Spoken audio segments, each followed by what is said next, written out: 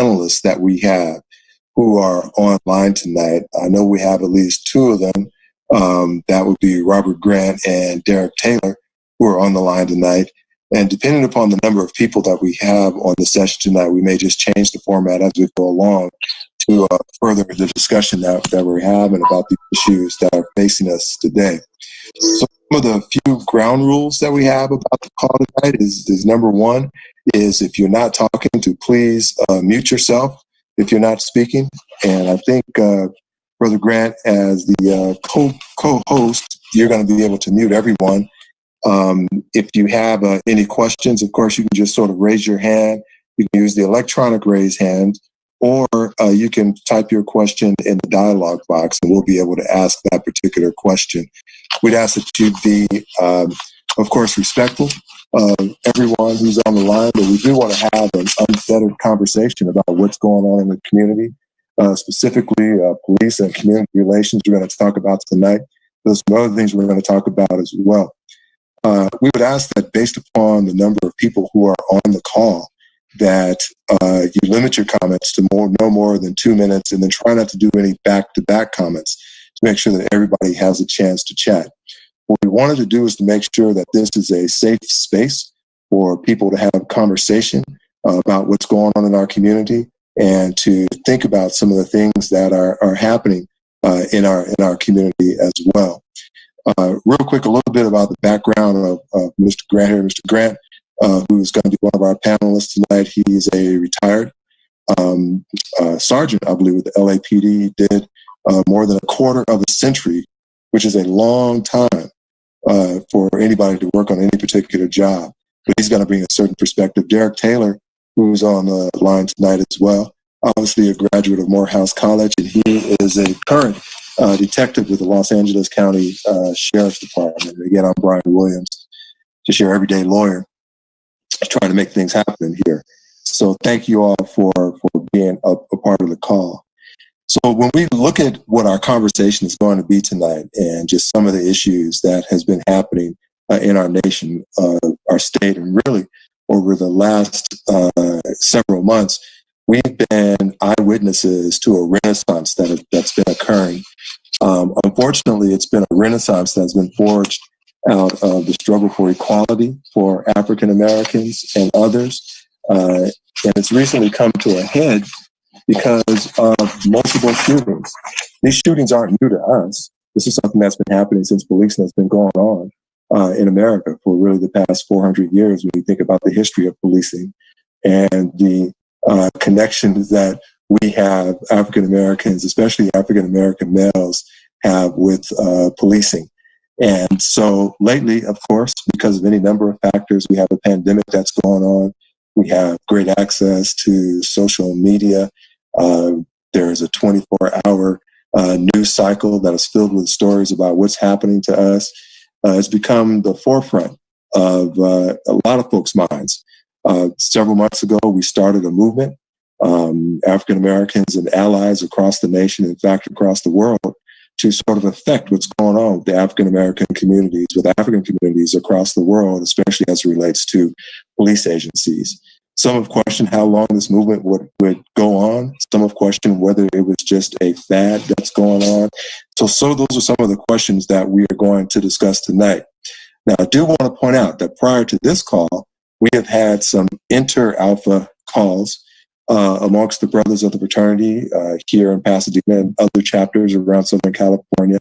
But one of the things that we discussed that we thought was extremely important was that we must figure out a way to have a plan when the struggle and the protests are waning, as they seem to be in certain areas now.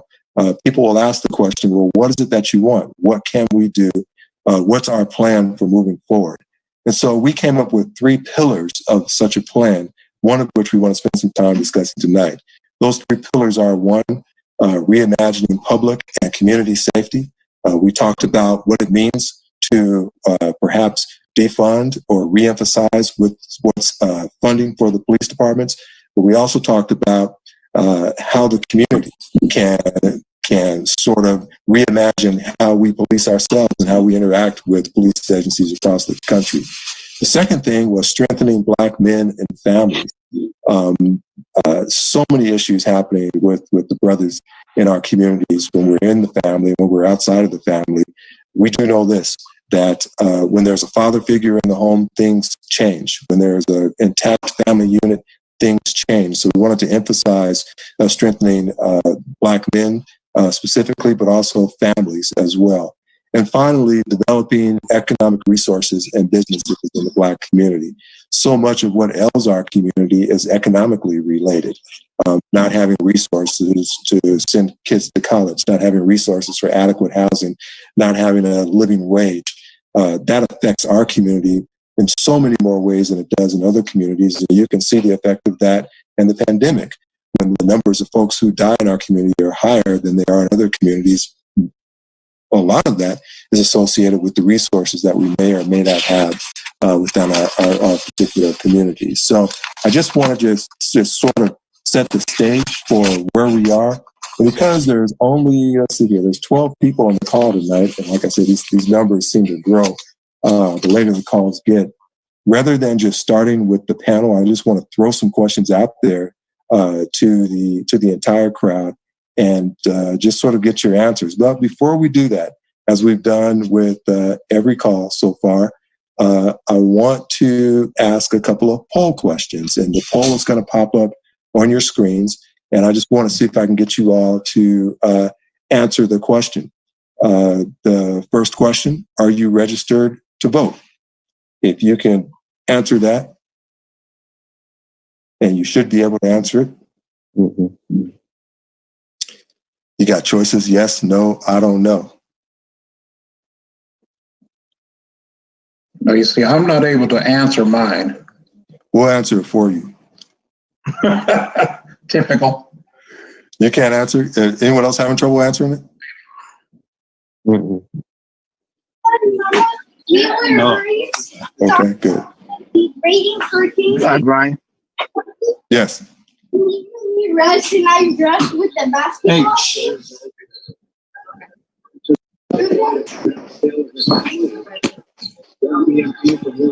Okay. We'll leave it open for another 10 seconds to answer the questions.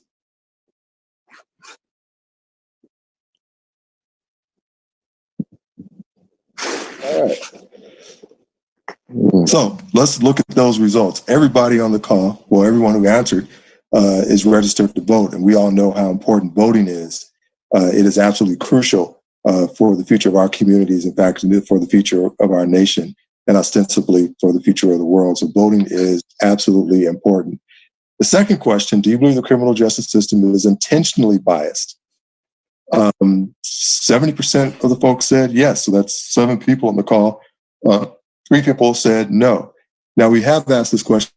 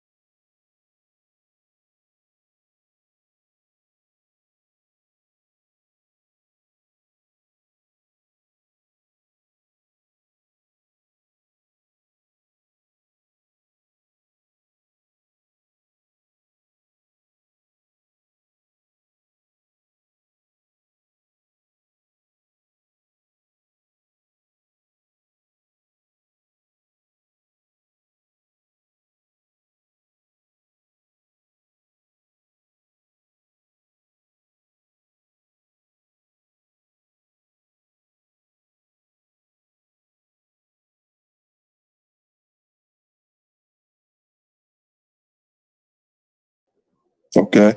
Any other thoughts on that? If I may, Go ahead. I just think that, you have to consider the impossibility of it being an intentionally biased system.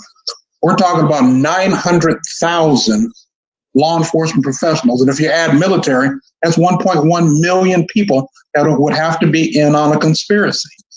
Let's suppose you just took 10% of you.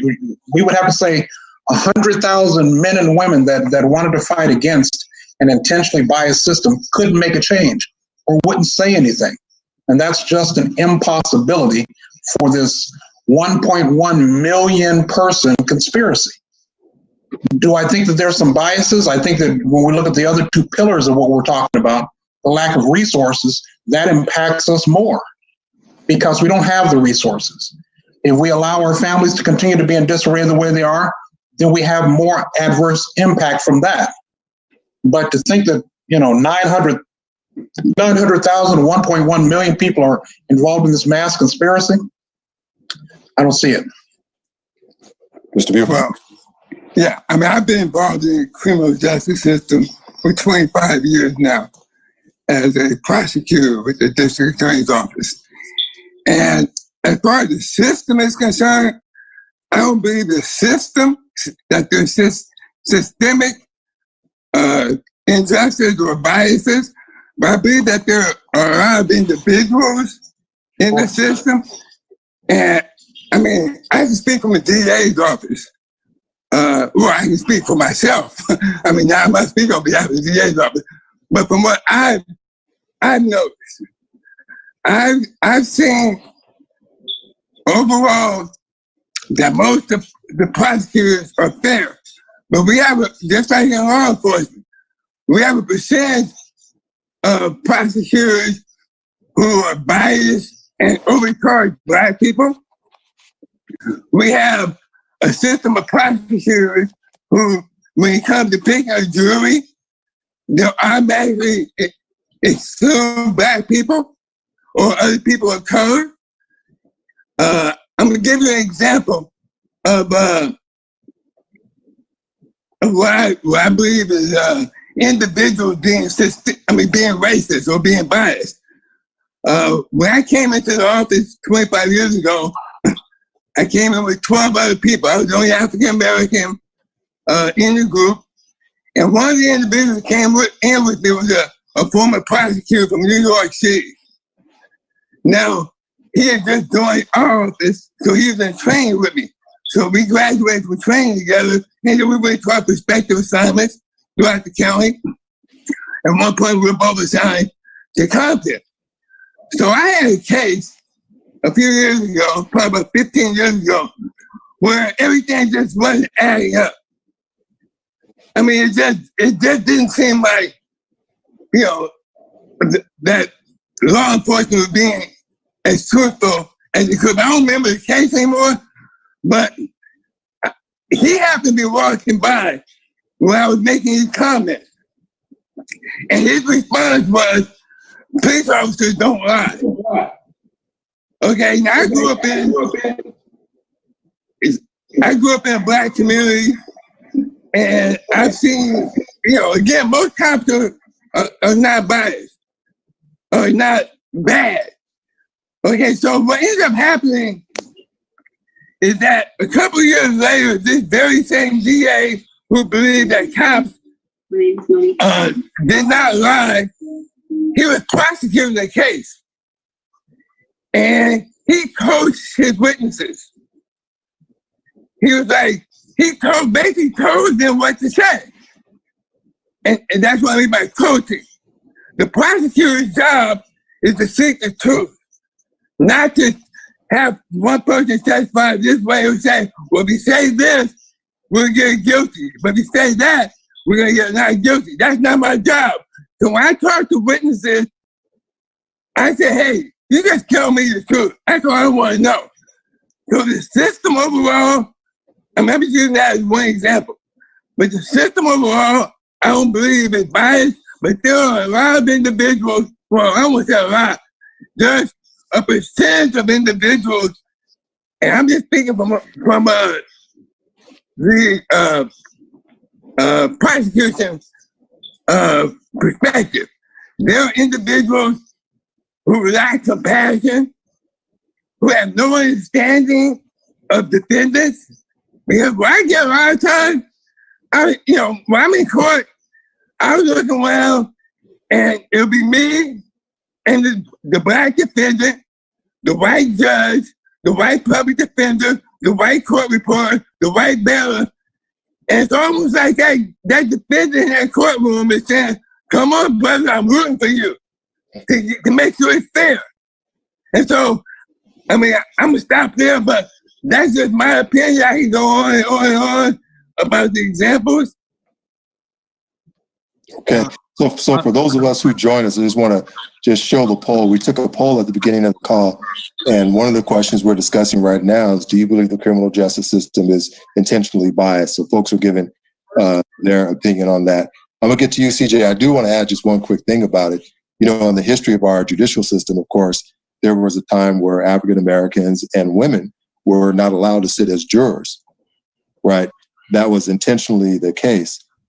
There were times when there simply were not allowed to have African American judges or prosecutors, and in many cases, public defenders as well. So there were some intentional acts, of course, that occurred. I guess the question now is, do we believe the system is intentionally biased? Let me. I saw you had your hand up.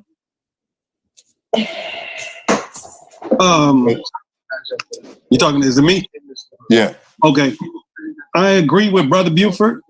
I don't think there's 100% where 100% of the criminal justice system is bad, but there is a percentage, whether it be 10%, 30%, 40%, and the issue is nothing's happening to that percentage. They're allowed to continue the cycle and continue the shenanigans, and nothing happens to those people. And what's happening is that 10%, 30%, whatever, is killing our people, is putting our people behind jail, and nothing's being done to them. So that's what I think we need to focus on is, like I said, it's not 100% of cops. It's not 100% of judges, whatever. But there is a percentage. Yes. It has to happen to that percentage. Nothing's happening. And again, the majority of us. So that's what I think the issue is. Let me just add that prosecutor who was lying and coaching witnesses, he ended up getting fired for that particular act. And if I can, Brian, and everybody's absolutely right. There's a percentage of law enforcement that should have never, ever received a badge. And so if you go back through almost every study, going back to 1992, depending on the agency, between 4 and 7% of those officers should never have been on the job. Not the biggest problem is more their excessive force and uncontrolled anger, more than it is a race sort of thing. But what ends up happening is the reality is that they do impact a lot of people. Now, I have to say that there are things that happen behind closed doors that get these guys fired. I mean, the disciplinary system is much harsher than any other job you'll see. So there are a lot that get fired long before they impact everybody. But we all know who they are. But as long as we're dealing with humans, there's always going to be 3 to 8% that are just not cut out for the job. And that's what we should address. Excuse me, I got one question. Yeah, go ahead. How do you raise your hand when you want to say something? You can just literally wave at your camera and I'll see you. Okay. Okay. All right. So let me go to Thomas Lee and then to you, Mr. Farr. Brian, I sent you a note. I just wanted to see if that's an option because I like to try to ground whatever I share with you in some data. So I think one of the things, just starting with the question, I think we ought to be very specific. And when we say intentional biases, that's so benign of a phrase. I think we need to say intentional racist bias against Black people. And so we can really just get to the heart of it. So I think that's one. The second part, I'd love to share a screen. I need your permission, Brian. Let me but it just looks at the history. Yeah, just looks at the history of incarceration in this country. And if we're going to talk about if there is a systemic intentional bias for the the way the criminal justice system works with Black people and Black men specifically, I think we ought to look at the timeline of history, policies enacted, legislation passed, and see if there's a correlation between those two. Now, if there's no correlation, then it makes it all a moot point. But there is I have an interesting slide that was put together by Forward Change, who did some study of incarceration rates from 1960 to now. And you certainly see a huge growth in the curve right about 1971 to 1973. And so those of you that have been around a little while, you know a little something about the time period of 1971 to 73 during the Nixon era, and of course the war on crime effort that went on then, and how that was specifically targeting, even by Nixon's own admission, to target Black people. So that's one. Then you also see the curve. Like I said, I wish I could show it to you. In fact, here we go. I think you can, yeah. There it is. Then you also, if you take a look at the curve, I think you all can see this now. The curve goes up precipitously right around the 1982. And of course, that's when one of the candidates running for president right now co-authored a bill to increase the war on crime with Strom Thurmond. I'm talking about Joe Biden.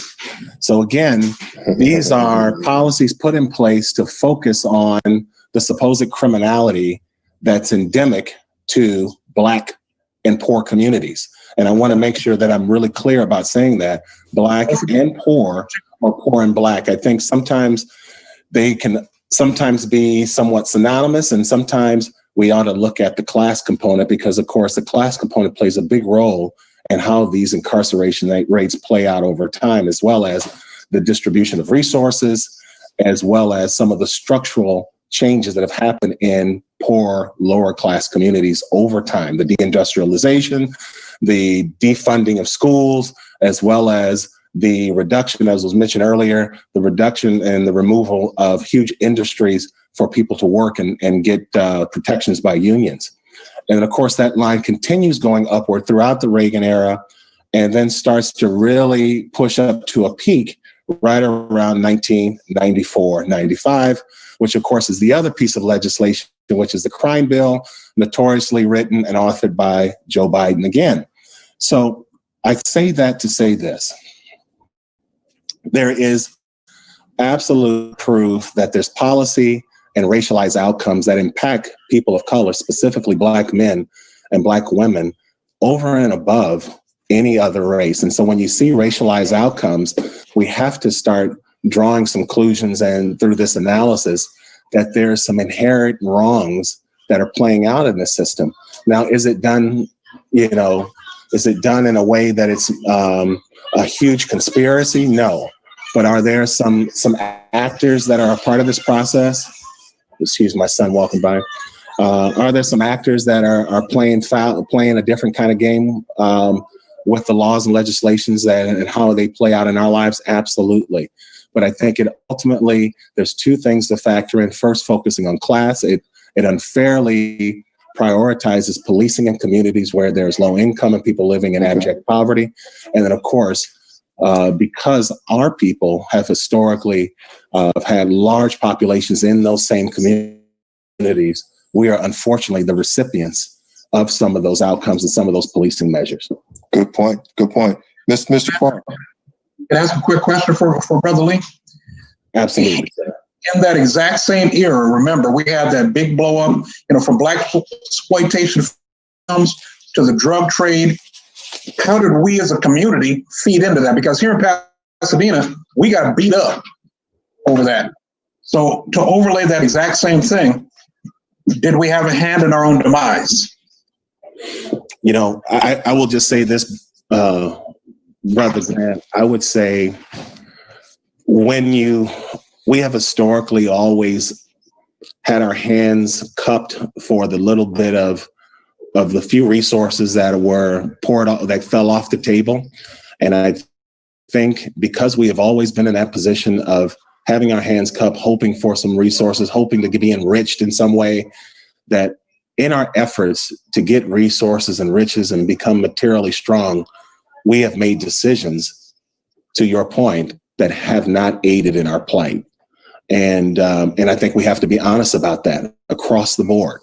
And it's true then and it's true today. Hey, Thomas, I'm sorry, Brian, if I've been. Go ahead. Then we're going to go to you, Mr. Farr. So, Thomas, if we look at the overall criminal justice system, do we think that some people use it as a vehicle for other means? In other words, they found a way to institute that policy for their overall gain. Because we talk about Nixon and his use of that to try to gain political clout. We talk about Joe Biden, it's the same thing. We talk about the Clintons. They use that policy for political clout. Is the overall system, was the design, we think, to impede? Derek, I think that's a profound question. I totally say yes. I think there's always a political and economic game that's being played with all of these decisions. And I think for us, I think it would do us well to focus on the political and economic game. What are the political and economic benefits of these kinds of policies and how they play out in the lives of our people? One, of course, it keeps people in political power. It also helps enrich certain systems. People have certainly benefited from the prison industry since all of these policies were enacted. The stock market has a material benefit, and of course, the prison making industry. Not to mention, there's cheap labor, and so. Do I think there's this grand conspiracy against Black folks? No, but I do think that there's economic gains and political gains that can be had that become the core function of some of these decisions, and then it ultimately plays out in racial terms. And of course, it impacts all of our families and our communities the most. Let's go to Mr. Farr. You've been waiting. Go ahead. Yeah, you got to unmute yourself.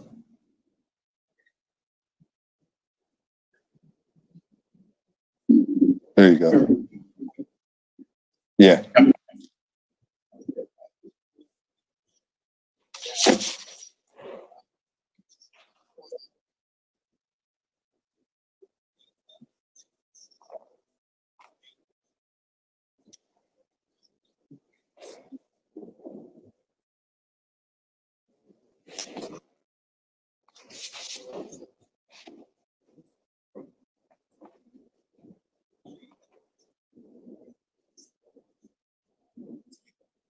Yes.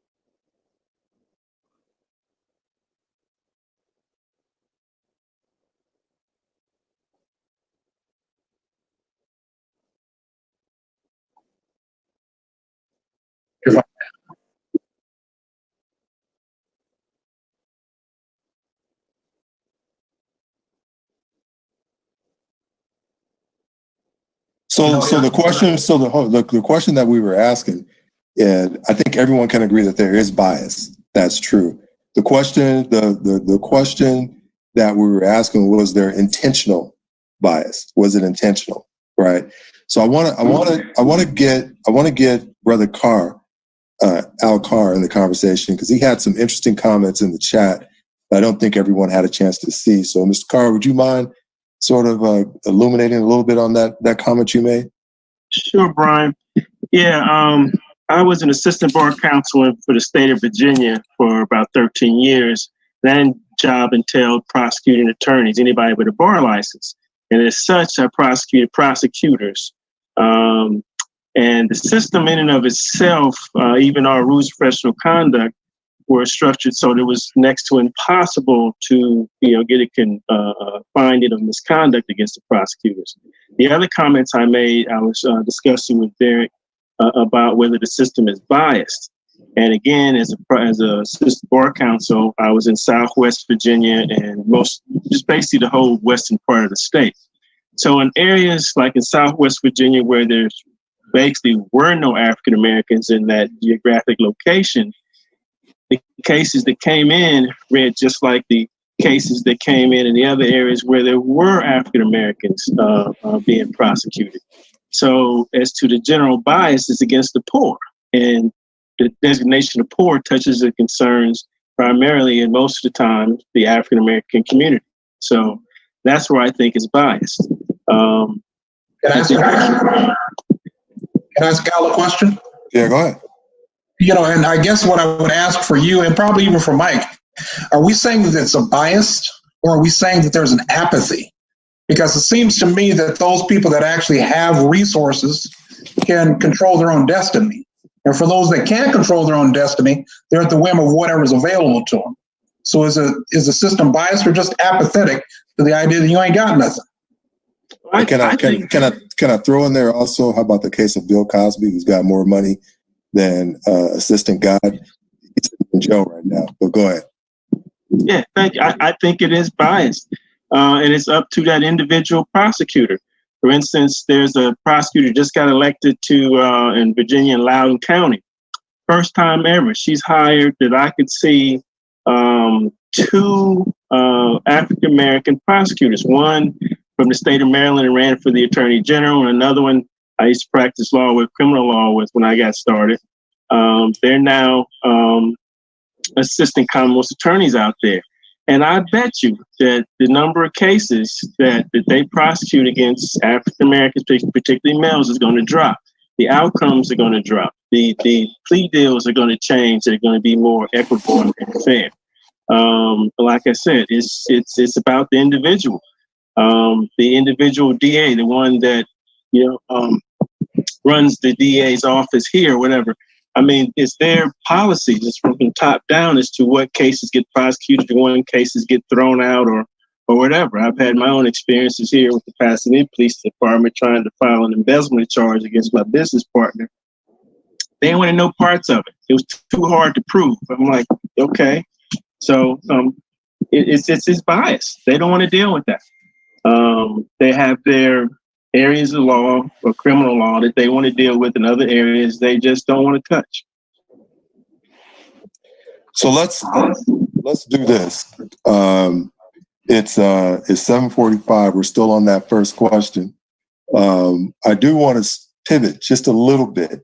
As we talk about issues happening in the criminal justice system, whether it's intentionally biased or not, one thing that's at the forefront of everybody's mind right now, I'm pretty sure everyone on this call, has been the number of officer-involved shootings that have occurred. We're looking at one right now that happened just the other day in Los Angeles. The brother who was on the bicycle. Obviously, we have some that have occurred here in Los Angeles. You can look across the country. And so one of the questions that has been posed is, are police officers too quick to draw their weapons, especially when it comes to Black male suspects or defendants, or really people of color who are suspects or defendants? When you look at the percentage of times an officer will fire his weapon and compare Black males with others, where the Black males seem to get fired at or their guns drawn on at a higher percentage of the time. Why is that? I know we have two police officers who are on the call tonight, but I want to hear from some folks and just sort of give me your thoughts on that.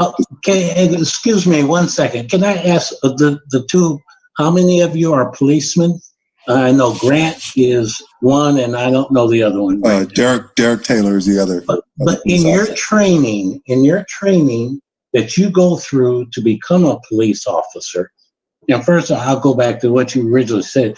When you were talking about police officers or law enforcement, you threw in military, and with that, and those two are two separate things in my opinion. First of all, but in your training as a police officer, do they train you and tell you to shoot somebody in the back running away? If they're running away, do they train you to shoot that person, or what? Is that part of the training? There is training on shooting, particularly when it comes to dynamic shootings, and sometimes people are shot in the back. No, not sometimes. Do they train you in your training? They tell you when to fire your gun, or they don't. That's no? It's not as static, not as clinical as you're making it. The reality is we're trained on shooting, trained primarily to shoot to stop, and there are circumstances where you can shoot somebody in the back. Does that answer the question, or no? No, not really, but okay. Well, okay. Well, it kind of does. Don, let me ask you this. What do you believe in that circumstance? Can you shoot somebody in the back? What? I didn't hear. What? You're a citizen. What do you think? You think that there's ever a time that a person can shoot somebody in the back? That they can? I don't understand how a police officer can say, I feared for my safety, and somebody's running away and they're shooting them in the back. No, that does not make sense to me. Okay. But I don't know about everybody else, but that does not make sense to me. Somebody's running from you and you're going to say, I'm scared. A police officer ought to be afraid every time he puts on that damn uniform. Okay. So the policeman can always say, I feared for my safety, because he should feel that when he puts on that uniform and gets out there in that street. But anyway, okay, I guess you answered my question. I just want to know if you are, as they're running away, period. I don't know. So we're gonna come back to that question. First, I want to go to Lou, who's had his hand up for a second. I think Noah after that. You have to unmute yourself, Lou.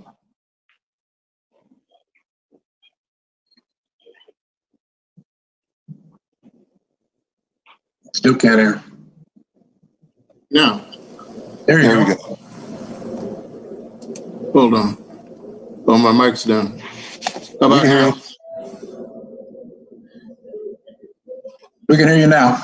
Okay. Yeah, go ahead. Okay, so one of the things that I see as inconsistent is the application of whatever the rules and regulations are that officers employ in all situations, whether they're stressful or not. For example, and probably the most compelling one that I've seen lately is a 17-year-old white boy walking down the street of Kenosha, Wisconsin, with an automatic rifle. And he made it all the way home. And he passed police officers who were in the midst of a demonstration, stressful situation, no doubt, but nevertheless, that young man made it home after, maybe unbeknownst to the officers at the time, that he had killed 2 people and wounded another. Now, the thing that bothers me about all that is that, we're talking about Black folks who've been shot recently for little minor things. Yeah, I have no idea. I mean, but walking down the street in the United States with an AR-15? Is something that any Black man doing that during a demonstration is going to be noticed and confronted. I'm pretty sure of that. I believe that. So I think that when you talk about whether or not police officers are actually doing things intentionally or whatever, the appearance is that they are, because you can see white people doing equal things and nothing happens. CJ, did you have something to say to that? I know Rob, Bob, you got something. CJ, we can't hear you. Unmute. You're on mute. Not really I don't really have anything to go to that statement, but kind of going back to what the one brother was saying is, what is the police's policy in regards to shooting? When you go to shoot, why does it have to be, I shot him 11 or I emptied the whole clip out on him? If you're shooting just to detain him or to get him to stop or something, I don't even agree with that, shooting him in the back, but shooting somebody 11 times in the back, it's like, what? Oh, you were afraid? So I could just say I'm afraid, and that covers me. I'm covered. It's like, what's the policy here? Okay, well, again, go ahead, Brother Lee. So I'm not a police officer, but I like to posit an answer to that for CJ. And I love the members of law enforcement to share what their thoughts is on this. So as a gun owner, I've always, in my understanding and training, is that if I ever have to use a weapon to stop somebody from doing harm to me or my family, when it comes to shooting, it's to shoot until the threat is neutralized. And the number of shots is inconsequential, immaterial to the number one goal of neutralizing that person. So it could take one, it may take 20, but nonetheless, the goal is neutralization. And so I know that people get inflamed with the number of shots that are used to neutralize a person in those moments. But in terms of training, that seems to be the standard. And I'd love to, to answer CJ's question. I wonder, is that how law enforcement looks at those moments? Remember you stated, when there's a threat to myself or my family. So that's, if the person is aiming at me, by all means, do what you got to do to protect yourself. Someone is running away. Someone has their back turned. Someone dropped the gun. Someone tossed the gun. You are not in danger at this point. Your family, yourself is not being harmed at this point. So then when they shoot to kill and shoot you 20 damn times, that's an issue. You're not in danger at this point. But of course, because of the system that we're in, I can say that and I'm covered. That's what I think the problem is. Brother Farr? I don't know if just merely saying, I don't know if just merely saying I was afraid is enough for most police officers to fall back on. I can. That's a misnomer. I can say I'm afraid all day and I'm gonna get disciplined. Is that not what they're saying? That's not the only thing. Yeah, that's what they're saying, but it's not in the full context. So again, I don't know everything. I don't know all the details of these incidents. So yes, we can look back at something and say, in most circumstances, someone running away from you is not someone you would typically shoot at. That person doesn't pose a threat. Yes, they're supposed to pose a threat to the officer for you to take deadly force. But a person running from you can shoot at you. A person, especially, and again, I like that Thomas can put this in the context of real life. If someone reaching for a gun and you're giving them commands to stop, and we're just assuming that they're at that point of that incident, but you're telling someone not to reach for a gun, and they reach for a gun. What is your assumption? What is the reasonable assumption that person is going to do with the gun? Okay. Just what is the reasonable action at that point? Where's the line of demarcation that person is a threat? When they actually pick it up, when they raise it up, Are we supposed to wait till he has it around the knee level, the waist level? At what point? Where's the margin in an incident like that? I hear you, brother Williams. Please let me interject. I hear you guys, and I hear the officers, and trust me, I've never been in your position, so I don't understand it. You know, but the problem I have is I hear a lot of justification for these what these officers are doing, but I never hear a response to like what Brother Lou just said. What about the white guy that had the AR-15 and nothing happened? I haven't once heard you guys say anything about those issues.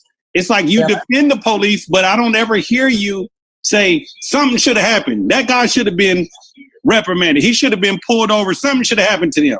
A lot of times, but you guys will be quick to defend when we say something about the officers. I think that you guys don't always hear our response. It's a whole response that we ask you to hear. Because you take something like, for example, the thing that happened, what is it, Kenosha? Is that the place? Kenosha. Yeah, 7 shots? Correct. I would like to think that me and Derek, working for agencies that have got 10, 20,000 officers and handle millions of calls every year, would handle that call differently. In that agency where there's 180 officers that handle a total of 500 calls a year. And that officer probably would respond to things a lot different than I would. So, one, you got to understand the law is very clear that we can shoot when our life is in danger, when the life of another is in danger, or when a person poses a threat of danger to society at large. I can shoot a fleeing felon under those circumstances. When I subjectively believe it and reasonably believe it, I can do it.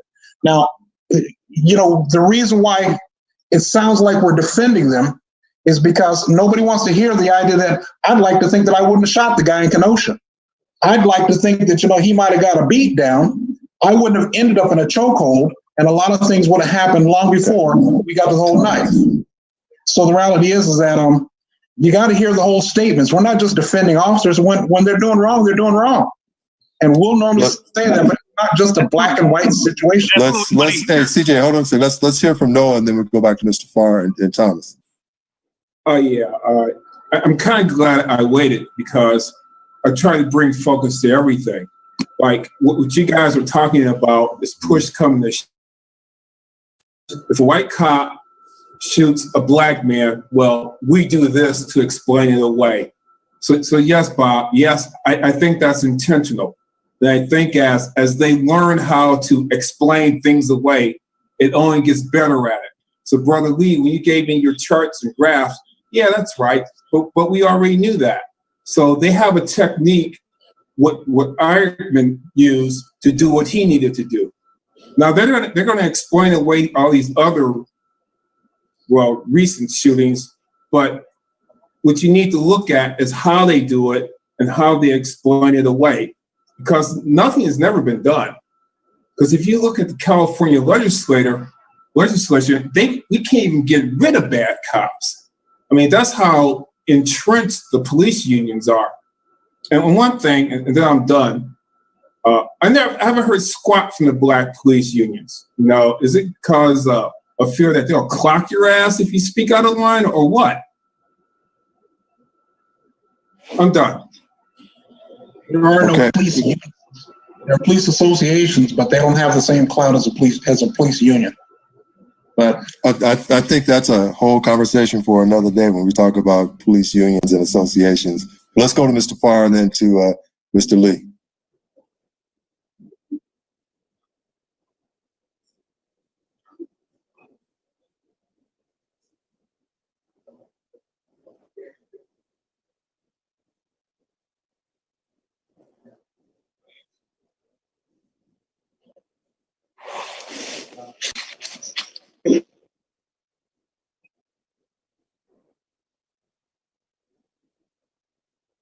no, it's not.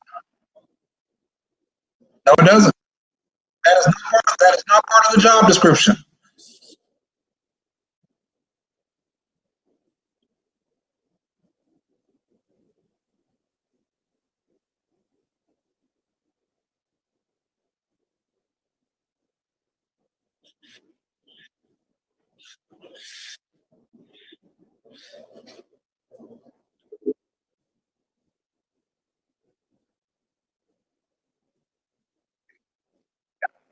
Now, all eight.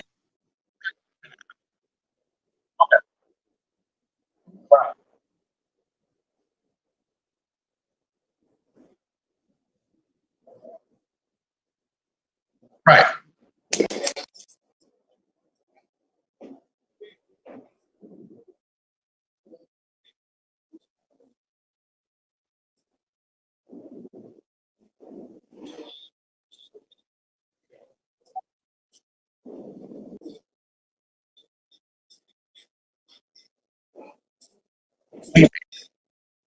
Go ahead. So, all right. So what happens is each agency looks at things differently as far as what their shooting sequence is. Way back when, we used to have double tap, assess, and then headshot, right? And that's presuming people continue to advance upon you. We've changed that throughout the year several times. I know the sheriffs have changed theirs, their shooting sequence and the pattern several times.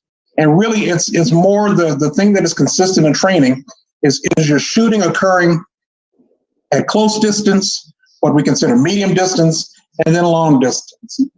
And so the further are you away, the fewer shots that you would have. Now, when it comes down to the idea of, what was the second thing you were talking about?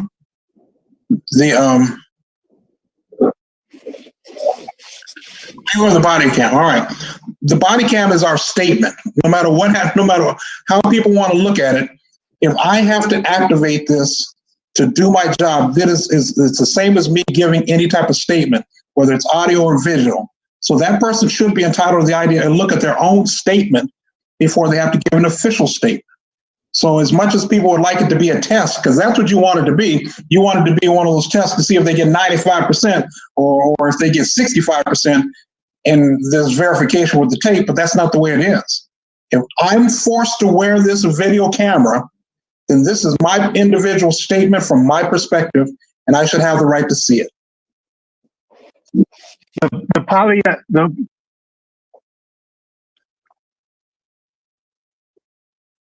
I think that in terms of activating your body-worn camera, again, this is a policy that comes with the agency.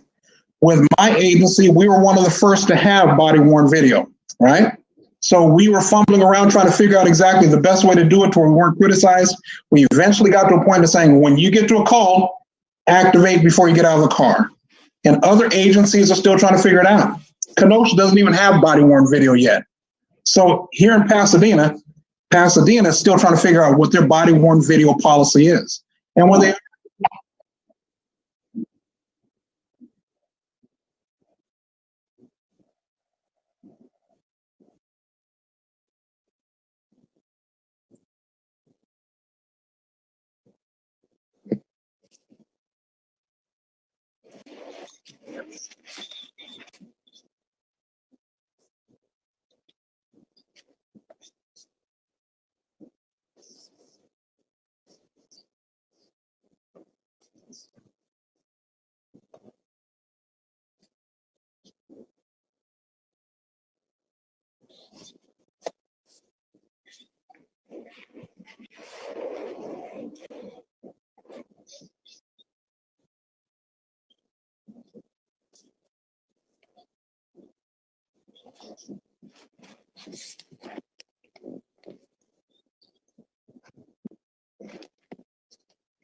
So let me go to Thomas Lee and then CJ and then Noah again.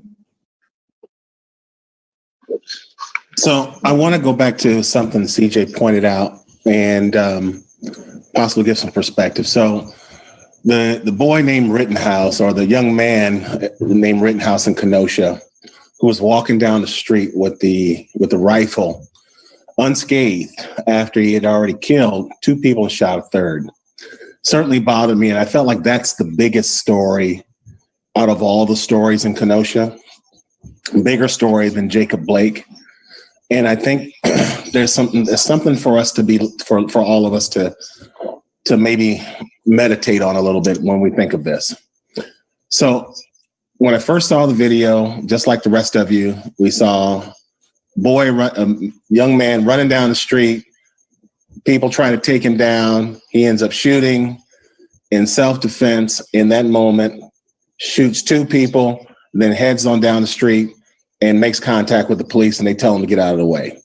We later learned that earlier in the evening, he made contact with law enforcement. They gave him water. He's with another group of individuals. They all say that they are there to provide support in an open carry state. And then we also learned that he shoots and kills another person early in that day. Shoots 2 white men, kills 2 white men, kills a black man. What I think is really interesting here, and I love to hear your thoughts on this, ladies and gents, is that I think the reason that he's able to walk down the street unscathed is not because of some deeper, spurious racial animus against Black people. I believe he actually made a human connection with law enforcement. If we, and when I say that, let me tell you where I'm going with it. If we were living in an open carry state where you could carry a rifle in public, and we as a group said, we are going to be here to protect the Pasadena community, and we are talking with the Pasadena Police Department and the Altadena Sheriffs, and we have tried to establish ourselves in theory as a good body of citizens that care about the health of our community. And in that moment, one of us is walking down the street, and of course the police don't know he's killed a man up the street. All they do is just, they know there's chaos happening up the street. And as he walks down, people are yelling, he just shot a man. And so they're operating on the information they have. I don't believe that situation would have been much different for any of us. Now, that may seem naive, but I really believe when you make connections, it's harder to not see someone as a human being and treat them as a citizen. When I think about the incident with Jacob Blake, conversely, when I see the video, the only bit of video that we have, but then again, thinking about the larger context, if you're going to cause the need for police to be called out to deal with a domestic dispute, and that domestic dispute escalates into a physical, and then you ultimately get tased, and then guns become drawn, and the escalation goes higher. Where was the connection made for the humanity? And I think that's one of the things where it's really easy to treat our people differently, to treat our kids differently, to treat our people differently, to treat us differently if we don't work on making the contact. And I think that contact is where life starts to begin, especially when people see us as one way when we all know that we're another. And again, when I say that, I'm thinking about how many images and how many stories and how many different narratives have people heard about Black people to think that we're one way. And unless we make contact, they'll never know anything otherwise until we prove it wrong. And I say that as a person that's served on a jury, on a criminal case. And as I looked around that room of individuals who were from every walk of life, they were quick to ready to prosecute that person who was on trial based on all the narratives they had heard and the story that was presented in front of them in that courtroom before looking at all of the evidence. Excuse me, can you go back? What was your original premise on this? You're saying about the man, about the kid walking down with the AR-15. Yeah, the kid walking down, again, the kid walking down with the AR-15. A lot of us are bothered by the idea that he could walk down the street with a... Aren't you bothered by that? Absolutely. But again, if I'm the police officers who are way down the street, I don't have the information for that. And plus, he had already made contact with law enforcement early in the evening that he was there supposedly under the premise of peacekeeping. And so if it were switched, if we were all just thinking about... So the police looked at him as part of the law enforcement. Absolutely. Oh my gosh. Okay. Absolutely. Well, that right there is a problem. Okay. So, in an open carry state. In an open carry state. Absolutely. Yeah. You know what, brother Lee, I just want to add just one quick thing about this. I spent 3 years teaching at Post, Police Officer Standards and Training. And I taught a class down here at the Museum of Tolerance on racial profiling. And one of the things that I would do at the beginning of every class is I would give, there may be 45, 50 police officers in the class from across the state. I would give them a test. And the test simply said this: I'd have a crime listed, whether it was prostitution, robbery, murder, driving under the influence, certain white-collar crimes. And I would ask the police officer to tell me the sex and the race of the person who committed that crime. That's all the information they had, right? And so if I put up on the screen, this person is accused of identity theft, what do you think they would say? Just guess. Identity theft? Yeah, identity theft. The sex of the person who did it and the race. A white male.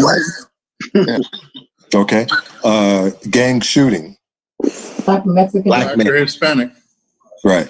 And so the point that I was trying to make is that there is a presumption that police officers will make about people when they immediately stop them. Right. And this is true for all of us. We all make presumptions and assumptions about people that we see walking down the street. I would say that there is for many police officers a presumption of enhanced danger whenever you make a stop or have to address a tall black dude, 6'3", 25 pounds, walking down the street, and you will not have that same presumption of danger with someone who is of a different ethnicity or with a female. It's common human nature, but then that presumption of danger or that presumption of a threat translates very quickly into an escalation of whatever the stop may be. Pulling up the gun, perhaps some violence, perhaps treating the person a different way, perhaps a different type of verbal command. And that's a real thing that we have to address. So I think that's the other side of the coin that you're talking about, Thomas. Because that presumption is based upon their inability to have interactions with it. And I just want to add one thing. Just want to add one thing and I'll let you go. One more thing just on that topic. Like I think about the work that we do in the community of Pasadena and something, you know, when we do work in the community, we show up to a protest, we come and we wear our letters and people know that we're Alpha and we have our alliances throughout the crowd. Think about if that were a similar situation. If we have on this kind of makeshift uniform as a collective and we make contact with law enforcement saying we are here under these premises and then something goes awry and they see one of us, there first, I just think we ought to give, again, I think the entire act was the most pernicious thing you could ever see. I hope he spends the rest of his life in jail, if not worse. But if we think about that under those premises, there's a chance that there's probably going to be some benefit of the doubt given to us because we've already established a connection before the terrible event happened. Because again, they don't have all the information yet. But in that moment, again, just thinking about the moment we see on the videotape, him walking down the street with his AR-15 in an open carry state where it's totally legal, and he's already got on the uniform and has made contact with them earlier. The first thing is going to come to their mind is that he is a killer of two people and shot a third. They're thinking, okay, he's one of those guys that we saw that are here for this reason. That's not their primary concern. And so that's where I think we need presumption and analyze that just a little bit from that standpoint. That's all. And to address that presumption, I don't know, Bob and Mr. Taylor, what about community policing? I know they had tried that in several instances and several cases, but then they said they couldn't afford it.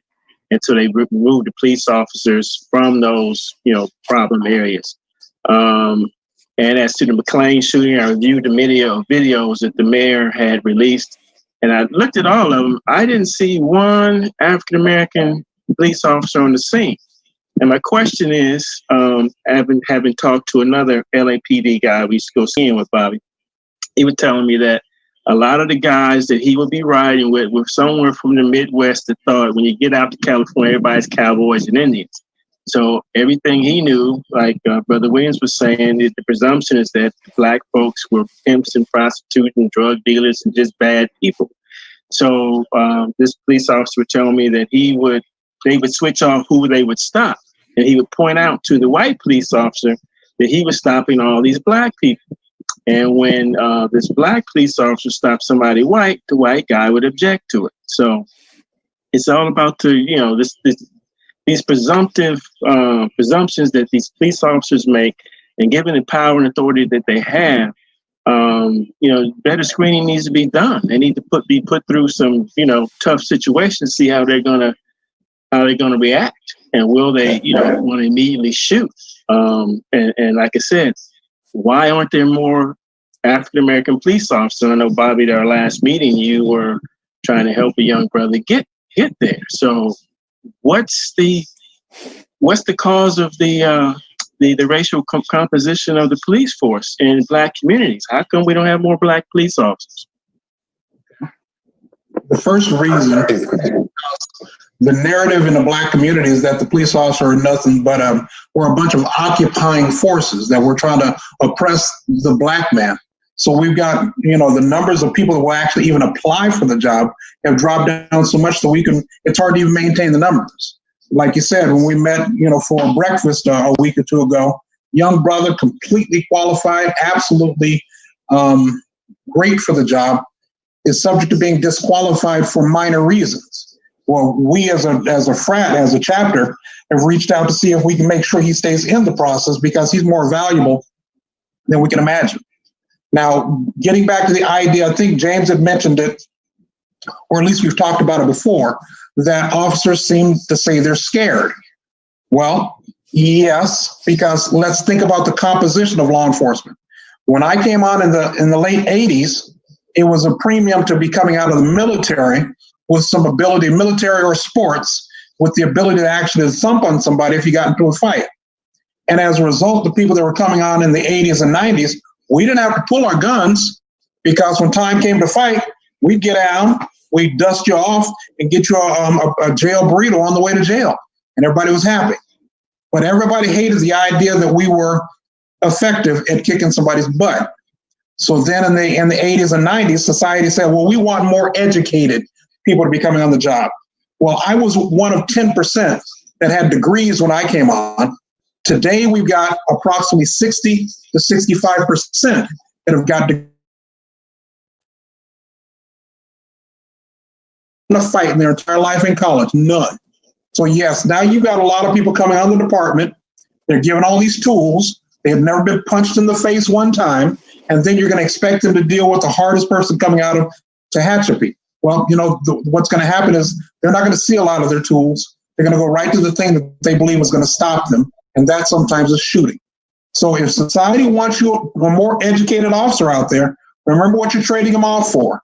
Guys that played sports, or the ones that were in the military, they were able to kind of get out. Now, the last thing I'll talk about real quickly, and I'll let it go. Again, I would like to think I would do some things differently, but in Wisconsin, this white kid walking down the street with the rifle, all you guys see is that they should have been picking him up. But what they knew inside these Bearcats, and the whole point of a Bearcat is either to run into some place that's got fire going on or not, but it's to save lives. The reason why these two Bearcats are moving in that direction, they're just trying to get to the victims that are down. Because remember, that's the call that they got in, that there are victims down. And yes, Wisconsin is an open carry state, but if you're not taking fire from that person, you don't care about that person. You want to get your Bearcat to where the people are down, scoop them into the Bearcat, and try to get some MT. So these 2 or 3 bodies that are down, that's why they're moving forward. Now, we may say that we should have been picking up, people that are armed along the way. That's not the way it really works. It's about the idea of preserving life first, then finding out who did it. I'm done. That's a lot. Let's do this, folks. We have about 10 minutes left on the call. I did want to try and get to this third question just a little bit before we end. And that question is, should the community be engaged? I'll take that back. I'm sorry. What role should the Black community have in terms of our own policing? Like, what can we do from a community perspective to make this relationship better, to better police our own community, so that you're not always calling 911 to help resolve an issue that happens in the Black community? On that, anybody other than Robert Grant? No, I'm messing with you. Go ahead, Noah. my take on that is regarding policing in the Black community is I don't know what to do to help the Black policemen. So in our next get-together, that'll be a great topic because I'm not hearing anything from the police unions. Oh, let me back up. I'm not in law enforcement. I'm not in public service, nor am I criminal-minded. But I don't know what to do to help you guys. And that's actually a frustrating point when you hear the police union in Kenosha. They've already come out with a statement saying, hey, the Black kid was reaching for a knife underneath the floor mat behind the car in the other door. I mean, they already have a pat statement to cover that cop. So I think it's on the Black cop to tell us how to help. And just to back up a second, Bob, about the white guy who walked past the Bearcats in Kenosha, you can best believe that they're going to have a technique for, hey, if you see someone approaching our lines with a gun, you tell somebody, you take your call, but you tell somebody behind you to pick him up because you don't want nobody walking behind you with a gun. In the middle of that's who's going to come out. That's who's going to come out of Kenosha with this white kid. Okay. But in terms of what we could do to help ourselves, Bob, Derek, maybe you guys can start a private security firm. You know, how about this? For example, and James can confirm this for me, and Don probably can too. La Pintoresca Park, I think that we have a lot of ongoing problems. Why wouldn't we turn the teen center into a substation for the police department? So you got a stronger police presence right there in the neighborhood. And that way, you know what? Police there. Pardon me? We got enough police in Pasadena. Causing problems. It's about the idea of it's about bridging the relationship between the community. We've been asking for better relationships for 30 years. We're gonna keep saying, hey, please let's talk. Come on, brother. Why not put a substation right there? No.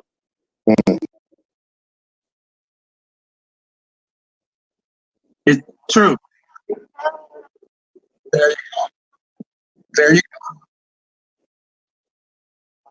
go. Boom.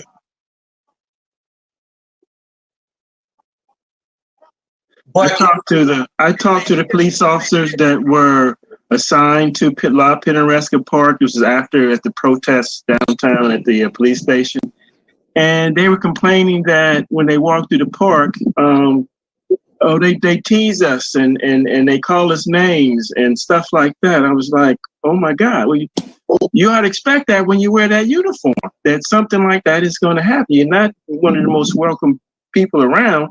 When, you know, like the saying goes, the worst person you want to see coming towards you is police officer, you need them. They say the same thing about lawyers. They hate lawyers until you need one. But to complain that they were being teased and talked about and taunted, I mean, that just seemed kind of childish. But doesn't that go directly to the issue of what Thomas was talking about? And that's that familiarity. Right. So I mean, what can the community do in a sense? Right. What is the community? What is the community going to do? What kind of legality are they going to have? What are they going? What about? Okay. What is it like? Where is it? The Black Militia? Is that in Oakland or somewhere or something? Are you thinking of something like that? That way, yeah, they could police their community if they, you know, that Black Militia could. But we can ask that the police department, you know, piggybacking on what Bobby was saying, put us up the station there, but have it outfitted and manned by people from the community. Make a hire African American men from the community. You know, get those minor drug charges, you know, expunged off their record, bring them through the academy, and make them part of the community police force. So CJ, go ahead, CJ. One solution I see is, because I know we keep saying, oh, more Black police officers, but it's clear Black men we don't want to be police officers. You grow up and you see police officers as they're the enemy. We don't look at them as serve and protect. They're the enemy. That's how we're kind of raised. So what I see, hold on. Just let me get back to my point. Let me state my point. I think another solution is maybe just to have more officers live in the city that you police, because it's easy to be aggressive and all that when you're in Pasadena, but I live out in Riverside, because you don't have to see. Now, if you live in this city and you got kids raised in this city, you're going to tend to be less aggressive, because that same person that I'm being aggressive to, I got to see in the grocery store. My little kid goes to school with his kid.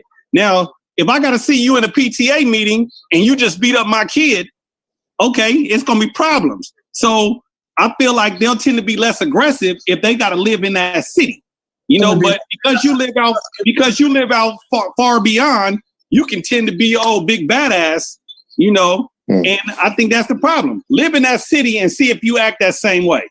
I don't think you would. You don't agree with me, Brother Grant? Well, I would say. Let me tell you. Pasadena PD probably has a large proportion of their force that lives in the city or fairly close. You know, more so than areas of LAPD or with the sheriff's department. But there is some elements to truth to that, TJ. So I get your point, but I still think we come back to the fact that we need to make a bond with our law enforcement officers. There has to be some sort of a relationship there. And we've been saying that for years, though. Can we agree we've been saying that? Sure. But what's stopping the bond? Well, hold on. Some of our black men are going to have to be cops. Period. And some of us are going to have to be cops. If we're gonna dwindle down to the 6, 5, 4, 3%, it's gonna put an onus on the ones that remain. Some of us are going to have to be police officers. Yep. Yeah. And since I've been back in Pasadena, I've only seen 3 black police officers. One is Cheryl Moody. One is another one is the lieutenant that comes to the Northwest Commission meetings to give us a report, and another at Rouse from Colorado. 3. Hey, don't forget about Derek Taylor, though. He's not PPD. Okay, we got time for 2 more comments. I'm gonna call on Brother Buford and Brother Lee, then we're gonna close out. Oh, we can't hear you. You're muted. You're muted. You're still muted. Unmute him. Who's else? He has to unmute himself. Yeah, we can mute you. We just can't unmute you. I'm sorry. I agree with me by saying I agree with CJ regarding we need more cops to live in our community, and we need more African American police officers. I had a discussion. I live off of Sawson and Crenshaw, and I'm always going to market and not interact with the community quite well. I had a discussion with a couple of over 60 gang members. You know, I told them I was a DA, and they were basically offended by my whole idea that I was a DA, that I was the one putting these gang members in jail and things like that.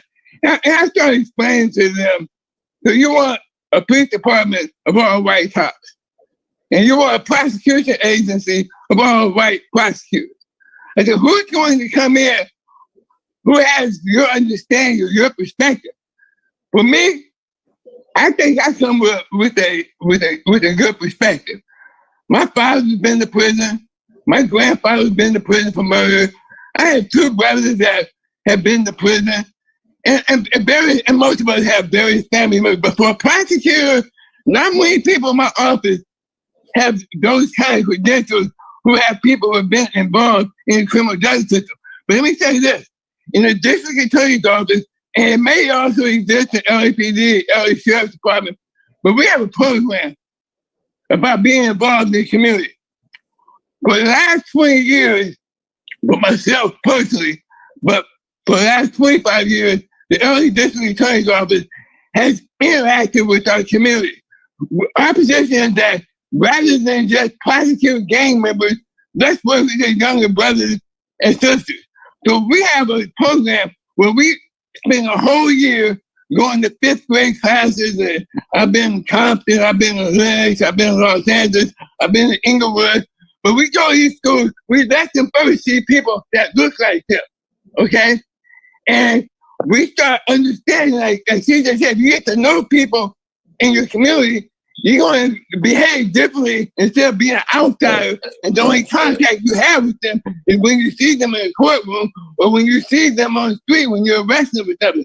So we need to have a program in place where there's more programs that, you know, we interact with them. And secondly, there needs to be some legislation in place where they say, let's make sure that that's the Rooney Rule in football, where when you interview people for a head coaching position, you have to interview a black person. Same thing with applying for jobs in the district attorney's office, police department. You got to say, we're going to make sure 10% of all, or whatever we interview, 10% of everybody we hire, you can call it quotas or whatever you want to call it, but we have to be intentional about this. We just can't say it's going to happen. Thank you, Brother Buford. That's a good intentionality. You're right. All right, Brother Lee, we're past our time, but we're going to give you a comment. I'll be brief. When I think of community policing, I got to tell you, I think of the better models coming from our elders during a time before integration and when there were there were better ratios of adults to children in neighborhoods where we lived. And whenever the ratio of adults to children is off and there's more children than adults, then problems tend to happen. In fact, there's been some great studies about this across the county of Los Angeles. In the higher crime areas, there's a higher population of children and fewer adults. I think we can also make that association with the number of two-parent households, how that also plays a role. I think the beginning, when we start talking about creating safer communities, it starts with the family structure. And then I think then it leads into the role of men playing a role in the issue of public safety. And for example, I grew up in Altadena, like many of you on this call. We know where the trouble spots have been historically in Pasadena and Altadena. And there's also been a conscious decision to either avoid those areas at certain times of the day or almost act as if they don't exist. If we're going to talk about community peace, and again, using templates put forth by generations that have come before us, they wouldn't have allowed any nonsense to happen in their communities. They never relied on the LAPD to keep Watts and Compton safe before the riots that happened in Watts in the 60s. The people in those communities policed their own areas. They knew everyone and all the children in those areas, and they held them accountable. They held families accountable. And so when I see now, for example, I just think about this week, and I saw, I heard about the shooting down on 109th and Budlong, and I see the immediate reaction is to run down there and, circle the crime scene and protest. And not that I'm all about protests when it makes sense, but if we're not having that level of urgency for all loss of Black life, then we're just playing games. All lives, all of our children have to be considered sacred. And all of the spaces that we inhabit and we go into in our neighborhoods, we have to treat them as if they're sacred. We can't keep counting on white folks to keep us safe or other cultures to keep us safe. We have to make this a priority for ourselves.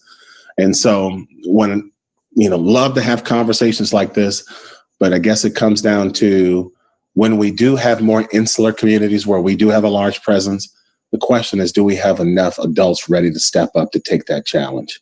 And I think that's where we have to do a gut check to see whether or not we're ready to step up and take that challenge or keep on expecting someone else to resolve our problems.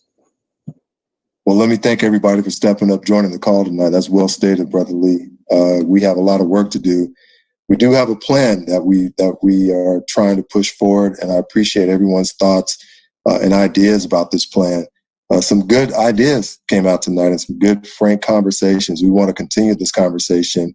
So thank you all for joining us. Thank the panelists. Thank you, Brother Farr, for broadcasting us tonight. We hope that you join us again in the future. Thank you, ladies who were on the call, who didn't get a chance to talk. We hope we didn't dominate everything, but we'll be back again, and we took some good notes tonight, and we'll infuse what we talked about tonight into our future planning. So thank you all. Thank you. Thank you. Thank you. Go to bed, Grant. Thank you. Now we can talk some trash.